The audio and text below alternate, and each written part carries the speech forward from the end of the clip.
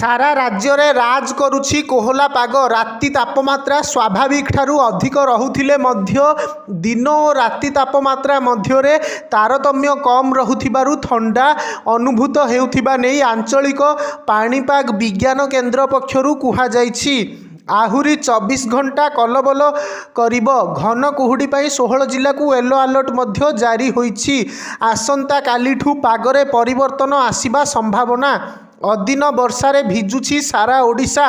उपकूलरू उत्तर पश्चिमरू दक्षिण सबुठी लागी रहुछि वर्षा। बरगड़ धनुजात्रार स्टल भितरे पशिछि वर्षा पानी। ट्विन सिटी रे तुहाकु तुहा वर्षारे जनजीवन अस्तव्यस्त। पाणीपाग विभागर कहिबा कथा बंगोपसागर उपरे एक गुरुचाप बलय रहिछि। अन्यपटे एक निम्नचाप रेखा आभ्यंतरीण कर्णाटकरू आभ्यंतरीण ओडिशा पर्यंत लंबिछि। दुई प्रकार पाणीपाग प्रभाव रे राज्य रे वर्षा हेउछि। आसंता 24 घंटारे राज्यर विभिन्न स्थान रे हालुकारु मध्यम धरणर वर्षा हेब। वर्षा परे किछि जिल्ला रे घन कुहुड़ी देखिबाकू मिलिब, जहा द्वारा पार्श्ववर्ती दृश्यमान दूरता 200 मीटर रु कम रहिब।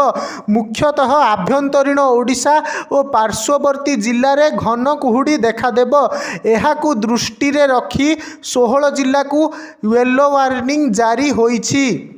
रात्रिर तापमात्रा रे विशेष किछि परिवर्तन हेबो नाही। 24 घंटा परे परवर्ती 3 दिन मध्य रे राज्य रे रात्रिर तापमात्रा 2 रु 3 डिग्री जाए तळकू खसिबो, फल रे जाड़ बढ़िबो बोली आकलन करा जाइछि। वर्तमान रात्रि तापमात्रा स्वाभाविक ठारू अधिक रहुथिले भी दिन एवं रात्रि तापमात्रा मध्य रे तारतम्य कम रहुथिबारु अनुभूत हेउछि ठंडा। गतकाली पाग मेघुआ हेतु झारसुगुड़ा रे सर्वोच्च दिन तापमात्रा 18.2 डिग्री, संबलपुर रे 18.7 डिग्री एवं राउरकेला रे 19.6 डिग्री रेकर्ड करा जाइछि।